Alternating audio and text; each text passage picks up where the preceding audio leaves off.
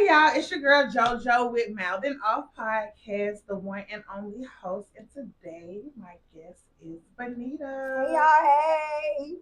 And I'm going to start by letting Benita introduce herself and tell us a little bit about herself.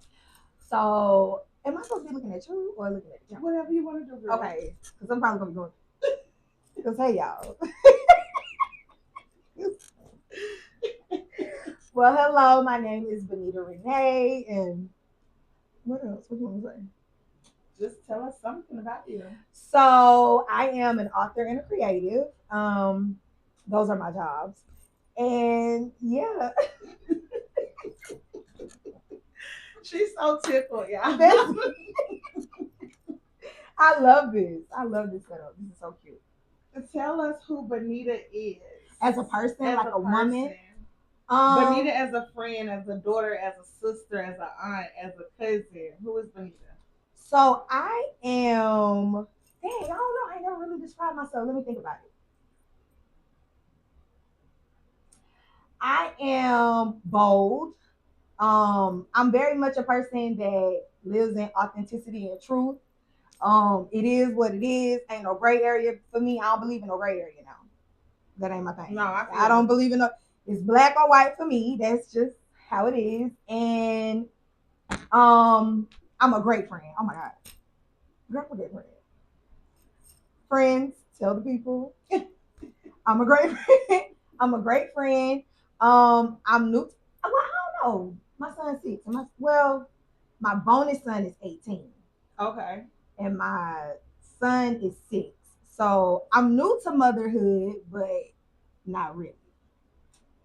Kind of new. Kind of still new. You're still learning, but we all still learn. And I love it. I do love being a mom. We in the best hood. Parenthood is ghetto. Yes.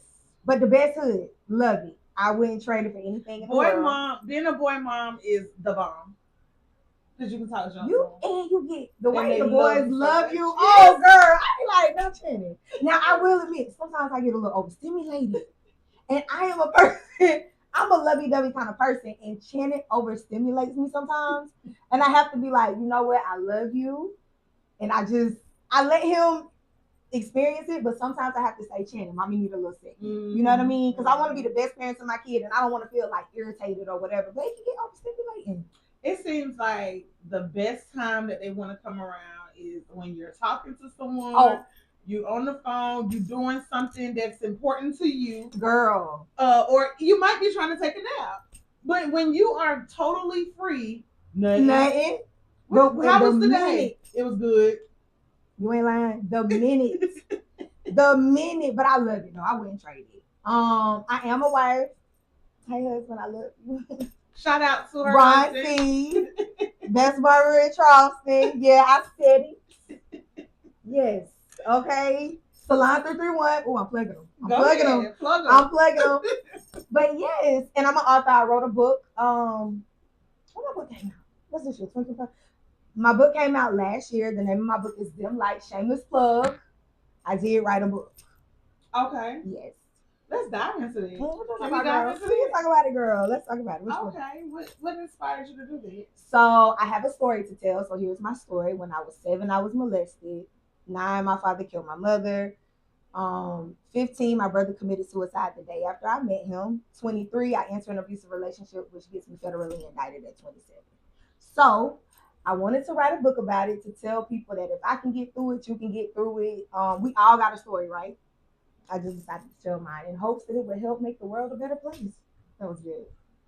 That was good. That was short, good. Sweet, quick, all of that. And it's like, I need you to rewind.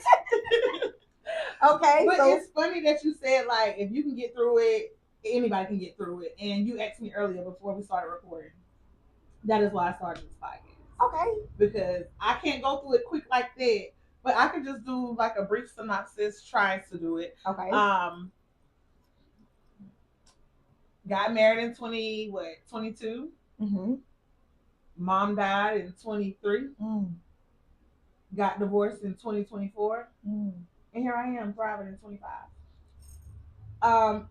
As you can see, all of that is something. And it's a lot more in between that I left out. But it shaped me to who I am today. And it's like, if I can get through it, you can get through it, because it's a lot. Yep. And it's important that you tell your stories too, because you never know who you can help. So I tell people all the time, share your stories, tell people. Like, I know everything that I said was kind of loaded, but your story matters just as much. Share it. You never know who you can touch. And yeah, some people might have been through more than other people, but we all got a story.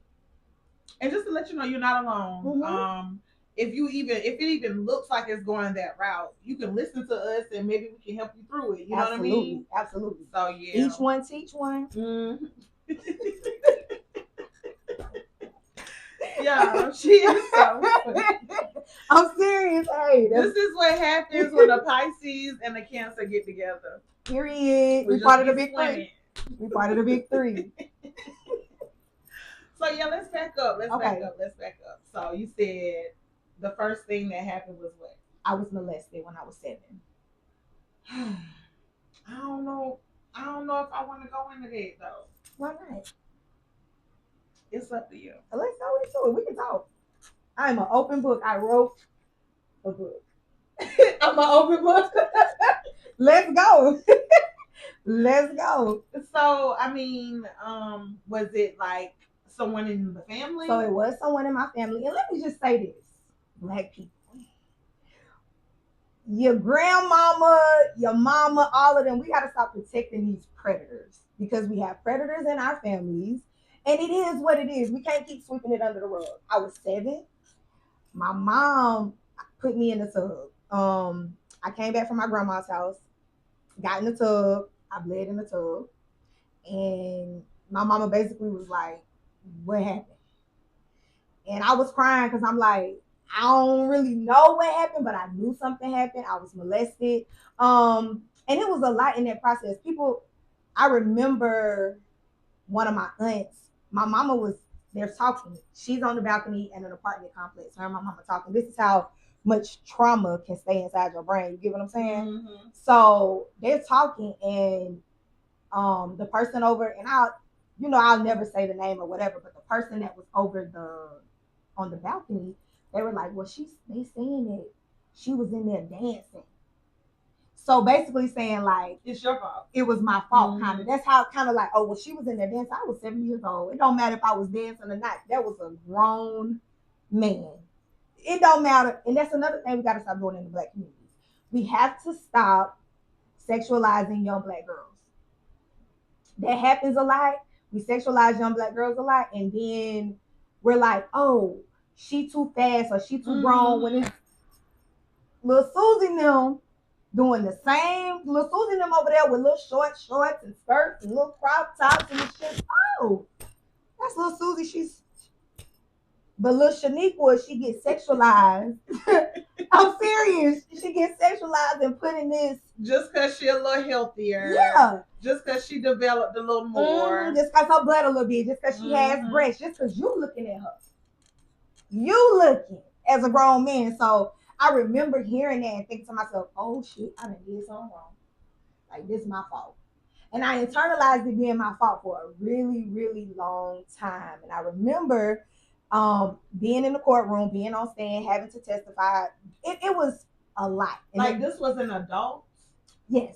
I want to say he was either like, but he was a kid too, but he was like 19. And you were 7. And I was 7. Yeah.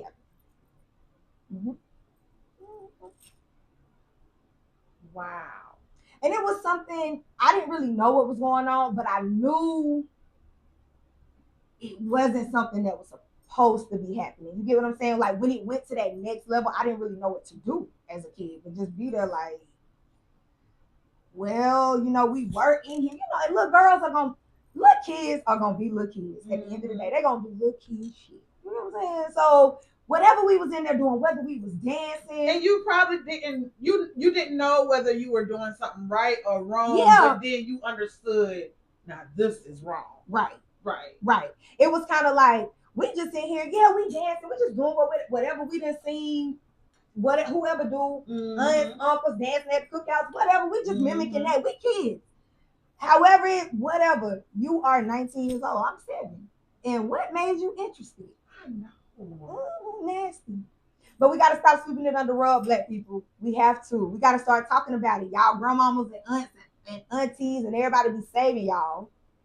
We gotta start talking about it. Yeah. In these communities. It happens more than you know. It was a lot of women that read my book came to me and was like, you were speaking for my 7 or 8-year-old self. I ain't never told nobody this. I'm telling you. People's parents that I know were coming to me and saying that. Really?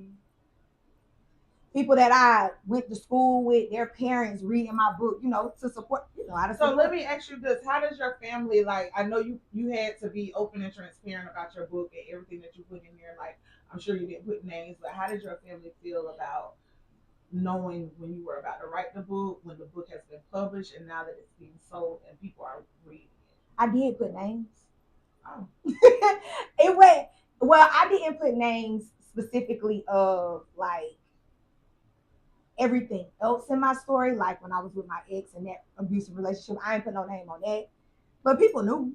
I mean, because people were around, so people knew. As far as my family is concerned, I said it, and I talked to the people that I needed to talk to. It was actually one part in there that I was gonna put in there that I ended up tweaking. I kind of took it out because I had a conversation and I kind of understood it in a different way, so I didn't want to make them feel a certain way. So I took that part of it out because I did have conversations. Because when I read it to my aunt Benita, shout out to her, hey Ray. When I read it to her, she was like, "Well, you know, you need to talk to these people," and I was like, "Ooh, do I?" She was like, "Absolutely, you got to talk to them." And I was like, "All right, well, I got to put my big girl panties up and have a conversation." But after the conversation, I was like, it was just really a misunderstanding. So, if she wouldn't have said that to you, would you have had those conversations? No, you wouldn't have. I wouldn't have had those conversations because it was kind of like, well, this is the truth, mine, and I know this is what really happened. Like, yeah. And it, no, not even perception. What really happened? Like, you know, this happened. You know, this is how it went down. You know all of this, but at the same time, it was more important for me to protect them in a moment where now, as a 38-year-old woman being 37, I understand that they didn't understand at the time. Mm-hmm. And it was just a real miscommunication, and more than one person got hurt. You get what I'm saying? Right, so right. It was like, okay, let me pull back on that. But beyond that, I told my story straight up, like. So do you feel like every time you tell your story, like it helps you? I feel like when do you go back and relive it? So when I ended the era of them like this year, I was like, this is the end of the era. I'm done with I'm not going, you know, I'm gonna promote it, but it's not gonna be in the same way because it is a trauma. So now I have to I gotta make it more kind of relatable, but in a way that's also not triggering to me. Right. So kind of like make it a little bit funny, talk about it in a different type of way instead of talking about it in such a dark way. Because when you relive trauma, you do actually go back into that. That's why it took me so long to write the book. I started in 2018 and the book came out in 2024. So yeah, it's hard. That's actually really good. Well, yeah, and I got pregnant with my son, and I was like, I can't write being pregnant with him. I was like, I can't even put that kind of energy. Yeah. So I stopped. 2019, 2020, I really kind of didn't write at all because. How did you start? How did you start writing? Like, was it just like every time you sat down? I started in poems. I started writing in poems.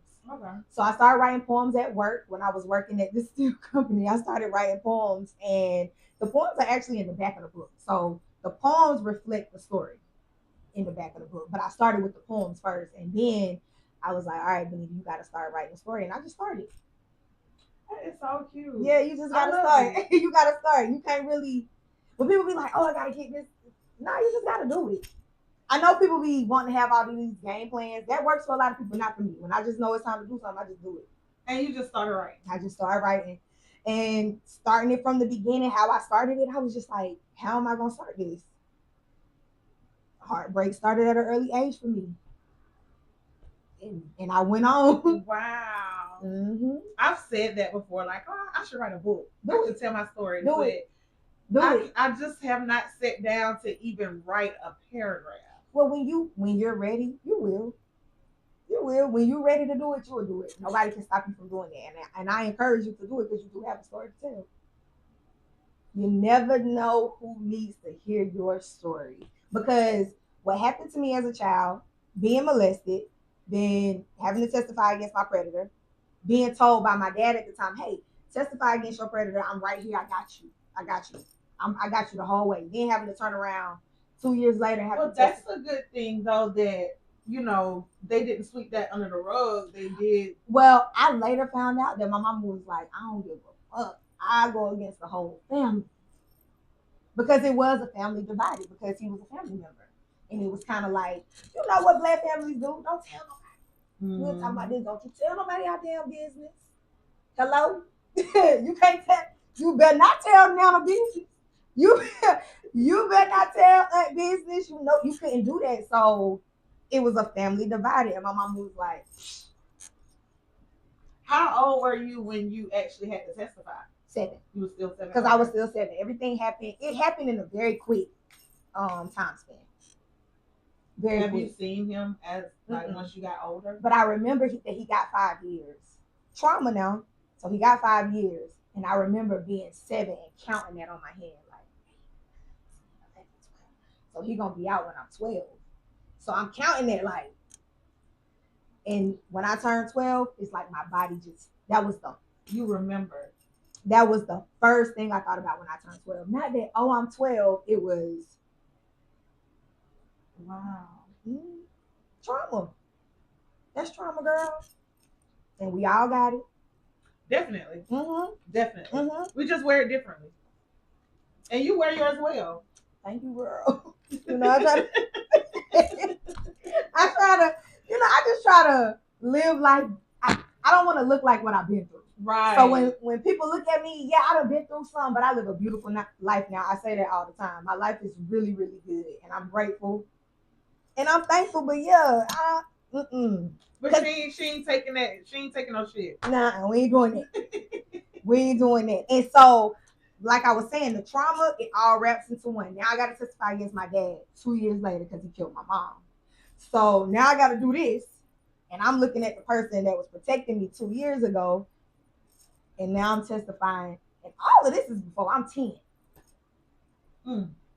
How do you remember how you felt during that time? Like, my life is chaotic, or I didn't there's always something going on. I didn't know what that meant at the time, like chaotic. But yeah, it was kind of like, oh my God, like what is this? Like, so, were you quiet as a child? Like when you went to school and stuff? No. Girl, I was talking, okay? And that's actually a way that I cope, actually. Just like, so for me, I think one of the reasons why, like, everything's so funny to me and, like, whatever, because that's kind of how I didn't want to deal with that. Like, after my mom died, I did go quiet for a little while. But the quietness was just more so, like, I would still talk, but I was quiet for just a second because it's like everything was just black for me at that moment. So I was quiet for a second.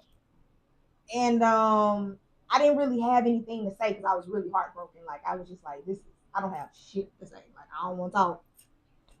And yeah, I mean, I just didn't have anything to say. And then I kind of opened back up, and then I just kind of went from there. And I just kind of realized at a really, really young age that life goes on. So it was kind of like. Do you know how many adults, i.e. myself, that hadn't gotten to that point? I know. Like, all the time? I know. Like, sometimes you'd be like, life goes on. Then some days you're like, oh my God. Here. I know, but I had to realize that at a very young age. Like, hey, that's very good. Like, yeah, like you gotta keep going. You can't stop. Yeah. You can't, because the minute you stop, you die. So it's kind of like at that point I had to make a decision. So I had all these statistics lined up against me before I was 18, that I would either be dead, in jail, or pregnant. A guidance counselor told me this, like, hey, these are these are the statistics of your life. So, like, what are you gonna do? And I was like, say less, I'm about to fly. Okay. You gonna see what I do. Okay. Because why you saying that to me? Right. Like, what's up? Like, Yeah, no. So these are your statistics as a child who has experienced what you've experienced. These are the statistics. Like, I'm like, okay. Mm-mm. So it was like, okay, I gotta break every stereotype. That's what I did. Like, I was like, nah, you won't get me. But see, now that right there, and that's goal driven. And I'm with stuff like that. Like, who? Oh, I'm about to show you. I'm about to show you. I love being the underdog. So I felt like my whole life I've been an underdog, right? Because everybody got a mom and daddy. Somewhere around here. I lost my parents at the same time. When my daddy Is killed your my dad still alive? He's still alive. Okay. He's actually here in Columbia. That's where his prison is located, the one on Broad River. Do you see him? Do you go see him? Nah, he started writing me, and he only started writing me because my sister, I'm gonna just say it. My sister gave him my address without my permission. And then he started writing me. And it pissed me off because I felt like I had a bad relationship with my siblings because when all of that happened, I was by myself. That's it. Like, I ain't got nobody. It's just me. You know what I'm saying? So us trying to rekindle that moment and then you turn around and doing that, it was kind of like, wait, I thought you were the only child. No, my dad got five other kids. Oh, okay. So I'm my mom's only child. But my dad had 2 boys and 3 girls. You didn't hear me say my brother committed suicide the day after I met him? See, when you said that, I was gonna go back to it. That's why I said we need to rewind. Mm-hmm. But yeah. Yeah, so that's my dad's son. Okay. But the day after I met him, yeah, he killed himself. Did you see that happening? I didn't see any of that happening. At that moment, I'm just like, if I think about it now, it makes sense. You're at my basketball game. You found me. How you get here? You at my basketball game. The whole time I'm playing, you in the stands just looking at me. I remember this shit, right? He in the stands like, he looked exactly like my dad, so it really scared me because I'm like, damn, he looked like my, I know you not my daddy, but you look. So you didn't even know who he was. He introduced himself after your game. After my game, came up to me like, he like, you know who I am? Like, I think I do. Because I knew his name. I knew I had another sibling. I think I do. And it was literally like, they like, yeah, you my little sister. I'm like, because I knew who he was, but I never met him. Right. I knew of him, I just had never met him. So I'm sitting there like, and then the day after that, he killed himself. And it was crazy because I never knew I could grieve somebody that I didn't know. But I grieved him. Like, I was so sad. And it makes you like, why did you do this to me? Like, why did you come in my life to hurt me? Damn, like, I just met my brother. I just met you. And I always wanted to have siblings. Like, that was just my shit. Like, anytime, I know this is trauma. Listen now, anytime my daddy came home with another illicit kid, I'm happy as fuck. Like, it just kept happening. I'm like, damn, I got another sister. Like, every time I'm happy. Like, to have siblings was the absolute best thing to me. The best thing in the world to me to have siblings. I didn't even understand what was going on. I understood, but it was like, so meeting him was kind of like that was like the end. That was like I collected all the Infinity Stones. I know all the kids now. Boom, he it. And then it was like, you had him and then he gone. Just like that. But that also shaped the way. So my dad and my brother kind of shaped the way I responded to men. And I didn't really realize that was one of the reasons. It was like I was holding on to men back then. Because it was like, don't leave me. Like, I'm searching for daddy. And what's funny about that is I'm a runner. Like, I'll be with a guy and then I'll try to find things that I don't like or just anything for me to get away to move. What if I do lose you? Right. But you're gone already, so I don't have to worry about that pain. You get what I'm saying? And so I understand that part because I did that too, but it was in a different way. It was more so like I protected myself. Like, so it's like I be here, but it's like I ain't really here for real. Like, cause I don't know what you gonna do to me, and I don't really trust you. I don't know. Yeah. So like the moment I actually like fall for you, I'm like, you can't do this Mm-hmm. because he might die or he might, you know what I'm saying? Because Mm-hmm. you got like my son's father who passed, my oldest Mm. brother who passed, and then my dad passed last. So those were three men in my life that I actually loved. You know what I mean? That showed me that they had my back, I that get they it. protected me. Mm-hmm. So it's like, no matter what, you know what I'm saying? And you searching for that in other people. Then if you kind of start, you don't realize it, but you searching. That love is important to you.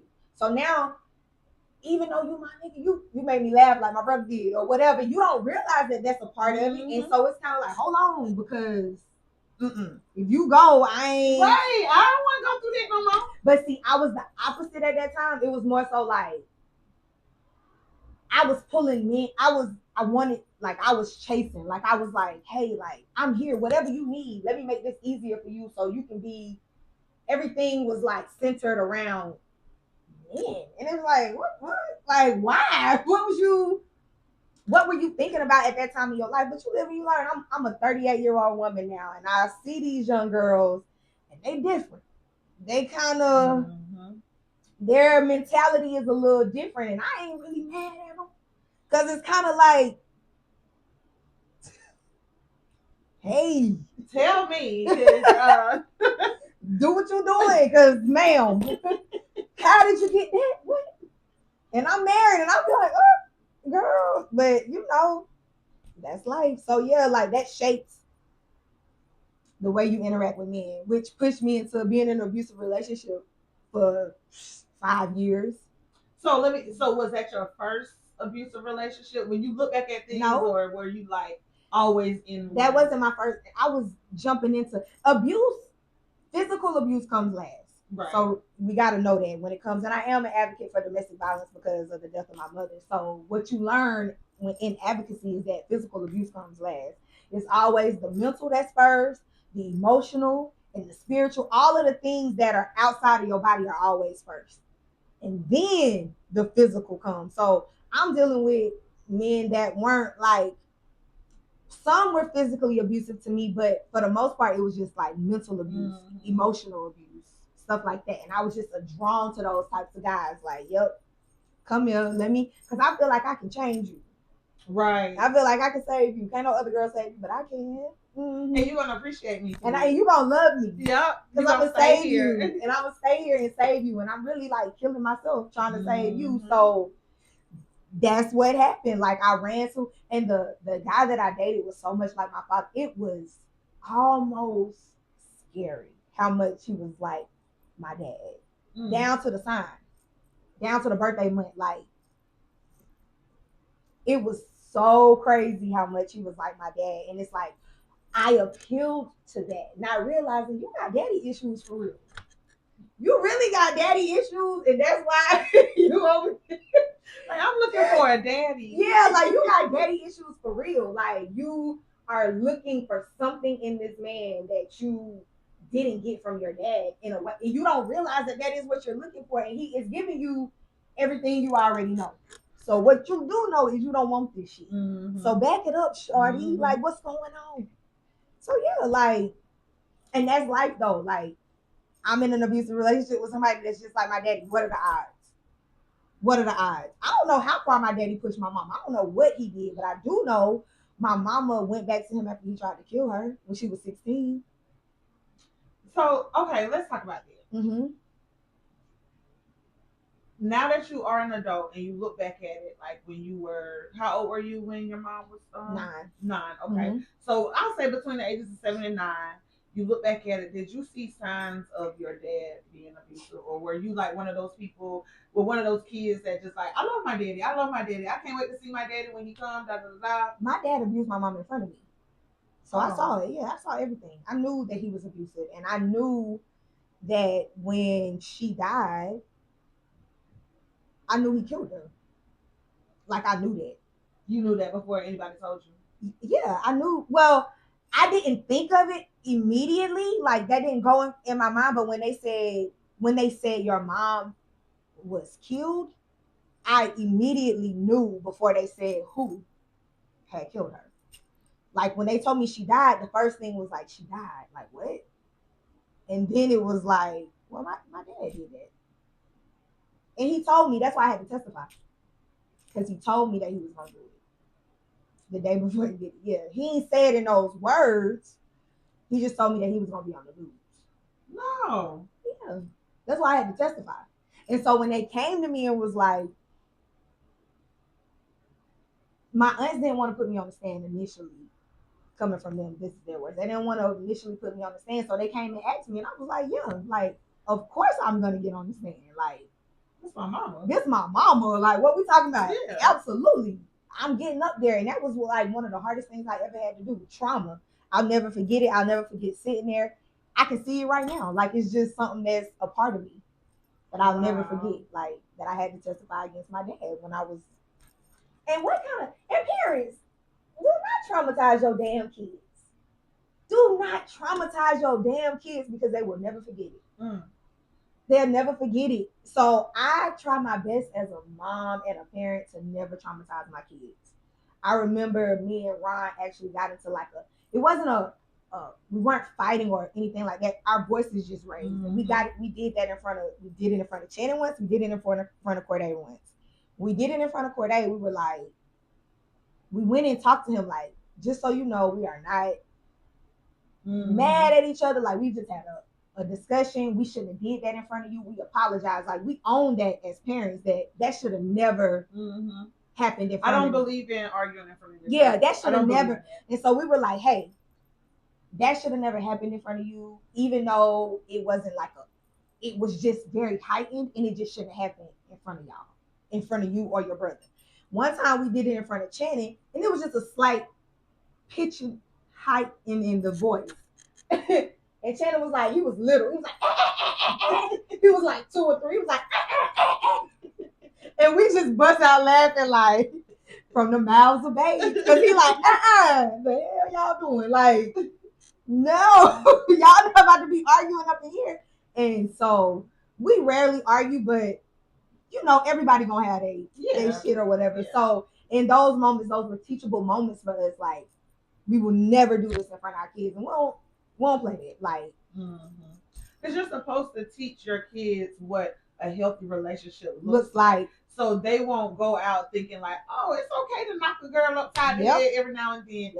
You know, that puts her in line. Like, no, if you didn't see this in this household, where did you get it from? Where you get that from? There you go. So you just have to be careful what you teach your children, because when it's in them, it's in them, and it ain't nothing. And they gonna always even when remember. It comes to the name calling.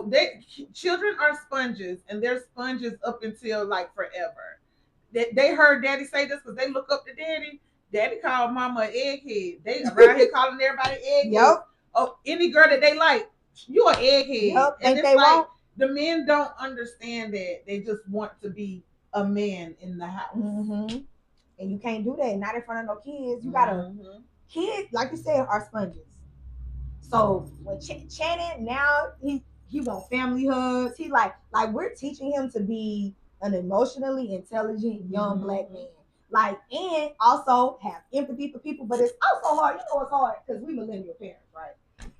It's hard having that balance between giving your child everything they want and making them grateful, and like understanding that, like, because you got choices and I ain't have no choices. and yeah, we got Chick-fil-A money, and yeah, we got pizza money and all that. Our parents didn't have that money to get us stuff. Now I still have my son work for things. Absolutely. But at the same time, I do find myself like with him being in college, and you know he's on the band, so he can't work. So in my mind, it's like, girl, you got to give him some money. Yep. You know what I'm saying? But at the same time, like with him being home for the holidays, hey, you need to be door dashing. Like, you know, it's cool when you're in school because you're making good grades. He's making A's. He's keeping his scholarship while he's doing extracurricular activities. So I am proud of him for that. So I'm going to reward him for those things. So that's why you need to make sure you stay grateful that I can at least give you these things. Yeah. And that's the balance between, because, you know, we millennial parents a little different. We just, it's a lot of fun. Even when he get old enough to get a job, when your child old enough to get a job, you still going to be doing that. Well, we do. They gonna keep that money for themselves. Yeah, now we do that now. They 18, So now Corday got a job, he got a car. We don't see him, no son. If you're watching this, I would love to see you. We don't see him no Stop more. by sometimes. Anytime. You have a bed, room and board. You don't gotta worry about nothing. I mean, they grow up, so now he's a young man. So now he but once they get them wheels, they gone. Oh. They sleep, they gone, they come back and stay up all night on the game, and it starts all over again until it's time for them to go back to school. Mm-hmm. But I love it for them. I love that they get to live their best lives. I love that we are breaking generational curses. I love that for us and our kids. Like, these are important things. With us being millennials, like, we are the best generation. And I say that Hands because down. we can relate to the generations before us and behind us. Yep. Because we're raising the ones behind us, but we also was raising the ones before us too. Girl, I'm so tired of raising my life. Yeah, we still raise them. I told them, I said, I'm clocking out. Like, I don't like this job. Wait, why I gotta ask you where you at all the time? What you doing here? Like, damn. And the church. So that's why J. Cole made that song, Middle Child. That's really us. Yes. We really are the middle children of the world. And I think because of that too, because it'd be funny because like now you seeing like these kids and they content creating, they doing all these different things, they making like hundreds, thousands, and tens, and you like, well, I'm a millennial, I'm gonna work my way up. I'm working hard, but you like, damn, hold on. You know what I'm saying? Hold on. Because I can still do this now. I ain't that old. You like, wait. Hold up. But do you remember? I know we were. It probably was like our first or second year of college. We might have been out of college, and when you would ask like the children, like, what you want to be when you grow up? A YouTuber, and you're like, what is you talking about? Yep. And look, that's the thing. That's the thing. Life is. I tell people all the time, it's an old world and a new world, and if you ain't a part of the new world, you're gonna get left behind. You're gonna drown. It is what it is. Like like this. Oh, yeah, girl, I was thinking about that. This is just some impromptu. This is my girl. Is. And I don't know why she had me when I came up in here, y'all. Ask for a shot. Give me a shot.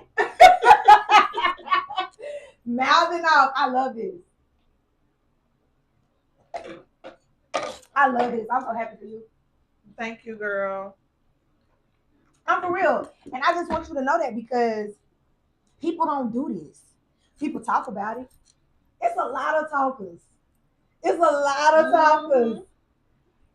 But to actually do, I'm proud of you. That's one thing about me. Like, if I'm set on something and once I start, like, it's like I got OCD behind it. Like, I just keep going. This is what I want to do. And I can't stop. Like, but it's like some things that I really want to do, I procrastinate because I know, like, how I will badger it and be overbearing about it, and I can't fail at it. So I don't want to fail. You get what I'm saying? But that's the thing. You ain't going to fail because anything that you do is a lesson. So even if it ain't what you thought it was going to be, you learn something. You know what I'm saying? I used to think like that too. Like, if I don't do this, like, now there is no box. Whatever I want to do, I'm going to do it. I don't care. Like, I'm in that season of my life where it's like, you go ahead and you do whatever works for you. But over here, I'm going to do what I like. I don't do things that I don't like. Right. If I don't like something, I don't do it. I haven't been in corporate America since I left that world or the workforce world in 2020. What's this year? 2025? In 2024. And I ain't looked back. And I really have no desire to do that because I'm living a life of freedom and doing what I want to do. And that's putting myself out there. So put yourself out there and do it. Like, it ain't no failing. You ain't gonna fail. You just gonna it's either gonna do what you thought it did, or it's not gonna do what you thought it did, but either way you learn something. And I love to learn something. Teach me, show me something that I can take with me somewhere. No, for real. Do it. Don't limit yourself, girl. That's what I'm saying. They be trying to put us in boxes. Oh, you can only be good at one thing. Oh, you can only be good. If you a singer, you gotta sing. If you a dancer, you gotta dance. If you good at basketball, you gotta be good at basketball. It ain't no box. There's no limit to the box. I'm gonna do whatever I want to do. Whatever that looks like, that's what I'm gonna do. I have so many hats, and I do want Wear the a lot of hats. Oh, I love wearing a lot of hats. Because I don't want nobody knowing what I'm doing next. Oh, you don't need to be all knowing it. Whatever. What I'm doing next. Whatever I want to do next. I don't know. Whatever I want to do next. Like, because you know certain people gonna do certain things every day, routine. Ain't nothing wrong with routine. Let me just clear that up. There's nothing wrong with that. But if you want to do something outside the routine, you can. Do it. Do it. Because discipline is key. Now I do believe in discipline. You got to have some type of discipline. Yes. Now I do believe in that. That's the only way the methods are gonna work. Girl, because listen, I be sitting these times and I wish I could sleep a little longer. And you eating it up in the gym too. I'm gonna tell you that too. You was eating it up in the gym. Hello. I wake up so early. That's why I be ready to go to sleep so early. And people be laughing at me, calling me an old lady. No, you ain't. I love going to bed early. Yes. Because guess what? I can get more of my day when I wake up early. I love getting up early. I'll be up at 4 a.m. I don't see why people wake up at 10 a.m. That's too late for me. I wake up at 4 a.m. Me too, 4 a.m. I might lay there a little bit, but I gotta get my thoughts together. I got to go ahead and do a little meditating. I got to read my little Bible. And I got to drink my little pre-workout. There you go. In 30 minutes, I'm going to be on the pot. There you go. And I'm glad she said that. I'm also a guided meditation coach. Okay. You know your ring did you. You should have brought your book with you. I did, girl, please. Okay. When you get ready, be ready so you don't have to get ready. Hold on, let me grab it. I love her. Let me tell you something. One thing about it, this is my book. Dim Light by Benita Renee. And I love the name of my book too. I think it's a really good name. Love it too. And you know, that's something that that's what I've been like talking about for the last 2 years. Like your light. Like the thing about it is what I've learned is like you could be in the greatest space, Benita. Your light is shining so bright. And it's just funny how people want to attach themselves to you because your light is bright. And their light is not bright. And then your light gets the dimming a little bit because you got the wrong people around. Yep. Because just because my light is shining don't mean I got to dim yours. Yes. Don't mean you got to dim mine. We can shine together. But people don't really understand that concept. They don't get it. Like, if you shining, I'm shining. You got a podcast, you asked me to be on it. Thank you. You shining, I'm shining. I appreciate you. You get what I'm saying? People don't understand that concept of just you scratch my back, I scratch your back. And it don't mean that you ain't you and I ain't me. It just means that you and I'm me and we doing this together now. And the thing about it is, it's something out there for us all. Like, everybody got their own little path. Everybody gonna go their own little straight and narrow way, or maybe some little zigzag ways, but it's yours. There you go. Live it, own it, and enjoy it. Enjoy your time. That's your path. Everybody, and that's why I say, like, mind your business. Hey, chat. Can I call him chat? Chat. Mind your business, chat. Mind your business, okay? Mind your business, because everybody be worried about the wrong shit. Like, bro, that ain't got nothing to do with you. And if it's not elevating somebody else, why do you care? Like, I don't even like that. Don't bring me. I don't care about gossip about others. I don't like that. Like, whatever you want to talk about, go talk to your other friends about that. I ain't the friend to talk to about that. But if we're talking about some positivity, some meditating, some running, some biking, some what we doing to better ourselves. Oh, girl, you know I love biking. But I didn't know that you, at first, I didn't know that you were all the way in Charleston. I was like, oh, I can't ride no bike for her.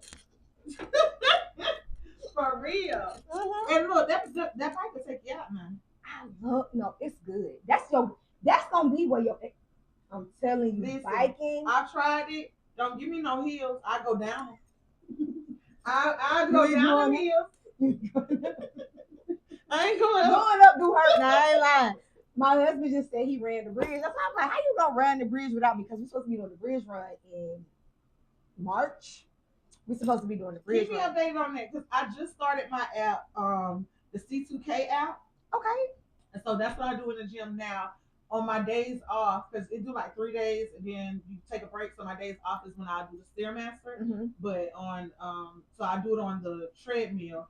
I like to go outside and do a run and walk because I love nature. It's just been a little too cold. It's been some dogs in the area. But get out there in that cold though.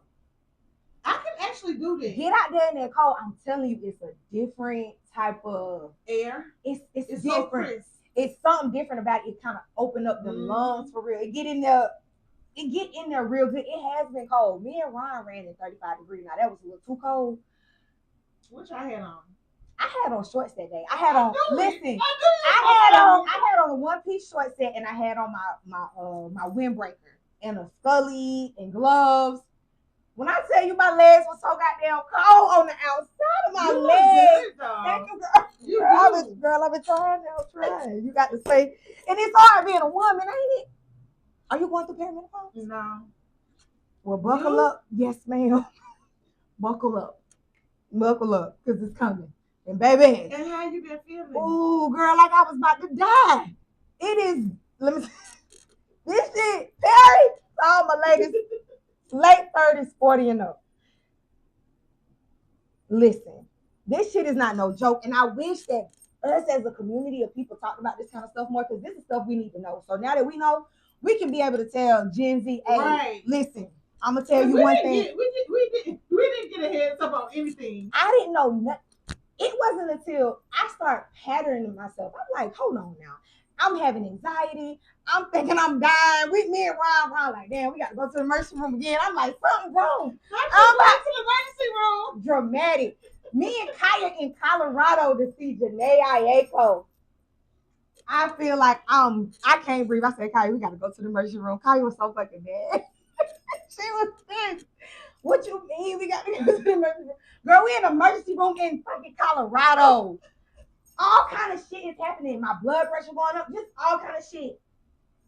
It's perimenopause. It is perimenopause.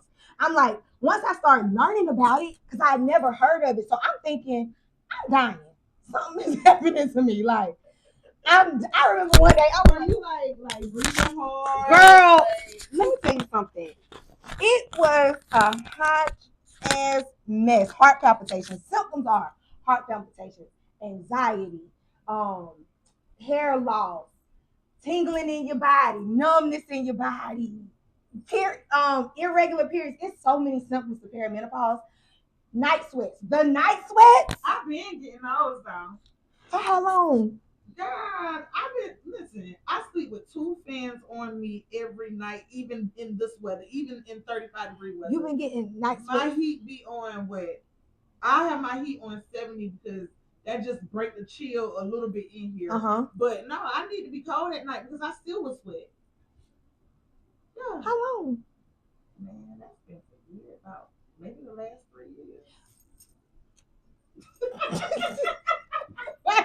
But I'm listening to you, right? No lie. Like, if my niece is watching this, she will tell you. And my sister. I woke up last weekend. And I called my sister. She's in another country. She's like 6 hours ahead of me. I said, "Man, I'm about to die." And so I'm listening to you, and I'm like, that's what's funny to me. You might be going through period. I said, I keep sleeping. I sleep at night. I said, I just want to sleep all day. You be tired. Tired. This is a symptom. Fatigue. Like, when I tell you. And I feel like I'm becoming an introvert. Bro, when I'm telling you, it's perimenopause. You might want to go to your doctor and get your levels checked. We just broke a code, America. She's going to get the levels checked because I'm telling you. Listen to me. It's funny. They taking my blood. I'm like, I've never had high blood pressure. You know how much I work out? You know, I'm doing everything right. I'm like, bro, that is a symptom of perimenopause. It's so many symptoms. It's like 1,000 symptoms. You'll be like, what? We don't know anything about it because nobody talks to us about it. But it's real. And see, just like last night, like I said, everybody was in here. And like, I was sitting here like, y'all, in 10 minutes, I gotta go to bed. Moody? Like, yes. Like, irritable. I enjoyed them, right? But I was like, yeah, but you were over it. I got to go. Moody, and it was like, irritable. Oh, you just overstimulated, rubbing my arm. I was like, it felt good to get my arm rubbed, but I couldn't take it. But as they were about to leave, I'm like, oh, I wish you guys could stay long. Like, Moody. I'm not ready to go to sleep anymore. Moody. Body aches. And let me tell you about that. So I went to sleep. Ron's birthday was December the 4th. I done got more turned up than him for his birthday, okay? I'm turned. I done passed out drunk. Obviously, when I passed out drunk, I slept the wrong way. And you got a crook in your neck. I fucking feel like I've sprained my neck at this point. When I tell you, I had to go to the chiropractor. Girl, I had to go, and my neck still hurts, Joanne. Do you hear me? It was like from my neck to my shoulder type of stuff. Like, I tried my best not to go to the doctor. I was like, I already know they just gonna give me some medicine. I ain't got time for it. And I couldn't take it no more. We are getting, but here's the thing, age is really a gift. And I made a post the other day just telling women, like, I know things on our bodies change. We have kids, then boom, then it's, now we're going through period. We don't know what the hell going on. All of these things happen to us. We still want the flat, whatever. Just embrace whatever season you in right now. Like, love yourself. You might got a little stomach. You might got a little too much. I love, man. I love my body. Love your body. Yeah. Because healthy don't mean skinny, and skinny don't mean healthy. I don't eat healthy all the time. I don't. I like food. I'm hungry now. See, I ain't no foodie. Oh, I am not no foodie. If I didn't have to eat food to live, Joanne, I don't like food like that. What would you do? I would just be out here chilling and eat every now and then. Like, okay, that was good, but like, you a snacker? Dude, I will snack, but I'm pulling away from that now in my older age. Child, you can't be snacking no more. You got the kind of food. What? A turkey sausage dog. Oh, that sounds good. With some cheese on it. With cheese? No, I don't like the cheese. You lost me. but the turkey sausage sounds good. It's so sad. No, and you a foodie? I'm not a foodie. If I ain't have to eat to live, I feel like eating is overrated. Like, so I get what you're saying to a certain extent. The food ain't the food no more. Right. It's like, what do I eat today? I be so sick of trying to figure out what I'm gonna eat. My comfort zone is the turkey sausage. Like, if I do you put it on the hot dog bun?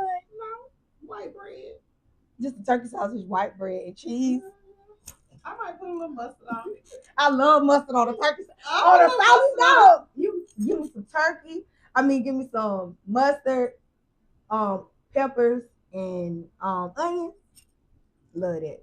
I love that on a little sausage dog. Like an old lady. Well, I'm not a foodie, so no, I really don't. Peppers and onions. Wait, you kind of like the sausage dog at the fair. That's what I'm thinking about. Yeah. I ain't got time for and put the mustard, the little strip of mustard on there.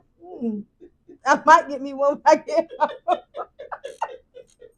See, that do sound good. I ain't lying. A turkey sausage do sound good. But see, when I say I don't eat healthy, I can sometimes. Sometimes I don't feel like it. So when I do eat, I'm gonna eat, and I'm probably not gonna eat no more tonight. Okay. But if I do get hungry, if I'm in the bed, I'm not getting up. If I'm comfortable, I'm not getting up. I love rubbing my feet together, baby. I don't like to move. My husband's like, you just being so. I had to gather him yesterday. He was like, you just so late. When you get in the bed, you tell you want me to do this and want me to do that. Yeah, I'm comfortable. I don't want to move now. Can you get me some? Rubbing them feet together? Right. Yes, please. And look, I had a TV on, the Roku screen just to play, and I ain't looking at it. Ain't even looking. And sometimes I'll wake up in the middle of the night, turn the TV off. Because I wasn't a TV sleeping with the TV on kind of person. But my husband, he plays something till he go to sleep, and I turn the TV off. I like the darkness. I like sleeping in the dark. I have noise. You need like white sounds? I just need to hear something. Talking or something. So like sometimes I find me like a little video on TikTok, like, when they have a playlist, I just let it go. Really? And if I wake up in the middle of, like, if it get in my dream and I wake up, I just turn it off and then I go back to sleep. But like with the TV, sometimes I just turn on the TV, put my sleep timer on, and when it go off, sleep. But yeah, it's what child when you're in the bed with a man. Well, you be in the bed with a man and you want to watch football. Get somebody. How much football you want to watch? I like sleeping in the darkness, but I like the dark too. Yeah. I do. But I like to wake up in the morning and open up the curtains. Yes. Open up the I love fresh air. It makes me feel so good. Love fresh air. Yeah. Let me get some fresh air. Open it up. That's why I say you need to run out in the cold. I'm telling you. that cold run, you gonna feel it. It's a little different. It's kind of, it give you a little high too. Like it's like it's a a burst of natural high. energy too, though. Now I have walked in the cold, and it's funny because I'll walk on the main road, go past the grocery store, come on back around, like, and it's just like it gives me a burst of energy for the day. Like I have my best days when I definitely work out, but like walking around the neighborhood, I don't like going to parks where it's a circle. Yeah. Go around 4 times. I don't like. You like the scenery. Yeah. Me too. I like working out on trails, or like walking on trails, or running on trails because I like the trees. I love trees, y'all. I'm a tree hugger. For real? Absolutely, girl. I will hug a tree up and down. I love hugging trees. Bro, I will go where a tree at. I am a tree hugger. I love trees. I just love so it's a tree, the big oak tree in Charleston. I don't know what the name of it, but it's some type of oak. But when I tell you that tree, I was crying when I went to the tree. It's such a like regal tree. Like you can just feel the tree. It has these big, like long, beautiful branches, like, and it's been there for so long. And some of our ancestors were hung there, and like you just really feel everything from that tree. It's like I had to pay reverence. I'm like, tree, damn. Because I'm telling you, the tree, it makes you like, it was such a serene feeling. And like, I just love trees. I hug trees all the time, girl. Tree hugger. What I do want to do that I haven't ever did for real is just like lay in the grass. Lay in the grass, roll around in the grass. Well, do it. Girl. Do it. I'm scared of bugs. We should do it today. We should go out there and roll around. Why are you scared of bugs? Yeah, but I used to do that so as when I was a kid. So do you ground? Because grounding is really good. The most I do with grounding is just walk barefooted outside. Okay. That's it. So are you doing that in your yard? Mm-hmm. Okay, yeah, then you're grounding. You put your feet in the ground, let your feet feel the ground, feel the earth. Yeah. I do, but I be wanting to roll around. So are you more spiritual or religious? And I know you said we ain't supposed to talk about this, but I think I'm more spiritual. Okay. Mm-hmm. Me too. I do. Like I believe in praying, and I feel like God really does.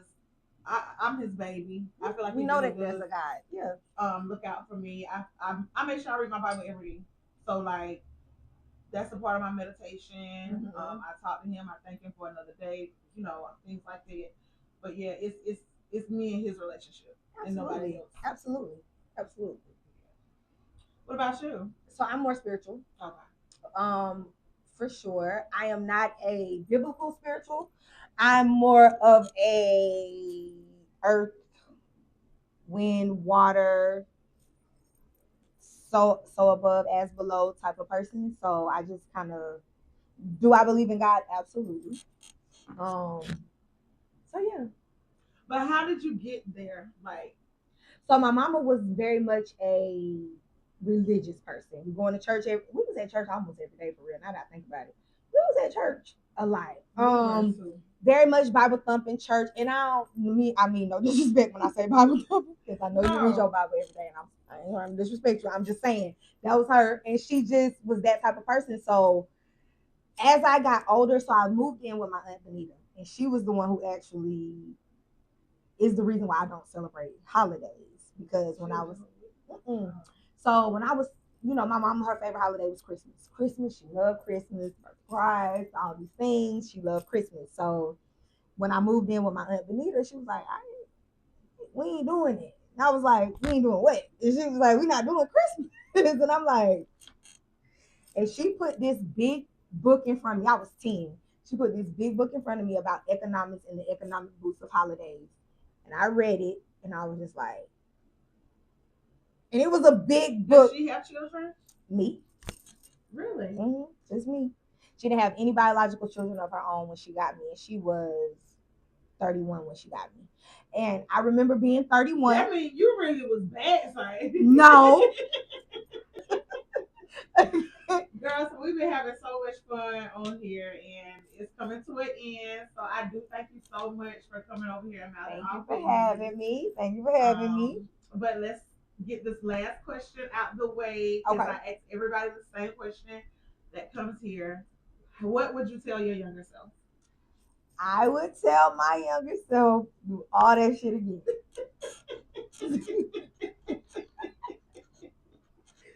Do everything again. I would say it. I would. Because it made me who I am. So I wouldn't change not one thing. I really wouldn't. Everything that happened was supposed to happen exactly the way it was supposed to happen. So I wouldn't change anything. And I know that's hard for some people to conceptualize, but I really wouldn't. It That's made me what's up, exactly though. who I am. Yep. That's tough. Do all that shit again. That's tough. Run it back. Take me through that. I'm telling you. Well, y'all, thank y'all so much for tuning in with us. Today, you could have been anywhere in the world, but you were here listening to us. I ask y'all to continue to like, subscribe, share, follow. I'm on YouTube, Facebook, TikTok, Snapchat, Instagram. Period. And make sure y'all like, share, do all the stuff for my girl. She doing it. I'm proud of you. I love you, girl. Thank you for having me. It's been a blast. I love it. Hey, y'all have a good day.